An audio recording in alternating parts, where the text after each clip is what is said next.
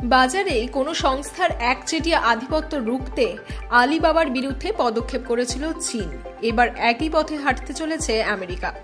আমেরিকার department of জাস্টিসের আধিকারিকরা সার্চ ইঞ্জিন জায়ান্ট গুগলের বিরুদ্ধে অনাস্থা প্রকাশ করেছেন। বিচারপতির কাছে আবেদন জানাতে চলেছেন তারা, যাতে গুগলকে বাধ্য করা হয় ক্রোম ব্রাউজারটি বিক্রি করে দিতে।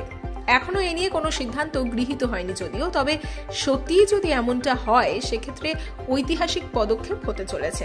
বেআইনিভাবে গুগল বাজারে একচেটিয়া আধিপত্য কায়েম করে রেখেছে বলে চলতি বছরের আগস্ট মাসে রায় দেন আমেরিকার এক বিচারপতি। এবার আরও এক কদম এগিয়ে অ্যালফাবেট আইএনসির অধীনস্থ গুগলের উপর চাপ সৃষ্টি করতে চাইছেন সে দেশের বিচার বিভাগের একাংশ, যাতে ক্রোম বিক্রি করে দিতে বাধ্য হয় তারা। তবে শুধু তাই নয়, যন্ত্রমেধা নিয়ে কাজ করছে গুগল।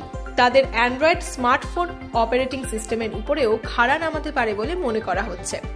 বিচার বিভাগের একাংশ সেই নিয়েই সুপারিশ করতে চলেছে। গুগলের রেগুলেটরি অ্যাফেয়ার্স বিভাগের ভাইস প্রেসিডেন্ট লি অ্যান্ড মানহোল্যান্ড যে বিবৃতি দিয়েছেন তাতেও কিন্তু বিষয়টির উল্লেখ রয়েছে। তার দাবি, এখানে আইন সংক্রান্ত কিছু নেই, বরং আমেরিকার বিচার বিভাগ নিজেদের মৌলবাদী এজেন্ডা নিয়ে এগোচ্ছে। সরকার ঠিক যেভাবে কাজ করছে তাতে গ্রাহকরা ক্ষতিগ্রস্ত হবেন বলে মত তার। প্রযুক্তিগতভাবে গোটা বিশ্বকে যেখানে নেতৃত্ব দেওয়ার কথা আমেরিকার, সরকারি দখলদারি তাতে বাধা সৃষ্টি করছে।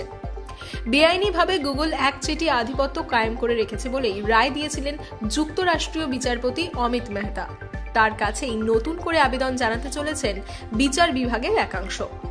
এর আগে গত বছর টানা 10 সপ্তাহ ধরে বিষয়টির শুনানি চলে। শেষ পর্যন্ত এবছর আগস্ট মাসে গুগল একচেটিয়া বাজার দখল করেছে বলে রায় দেন বিচারপতি। 2025 সালের আগস্ট মাসে এই নিয়ে চূড়ান্ত রায় দেওয়া হতে পারে বলে মনে করা হচ্ছে।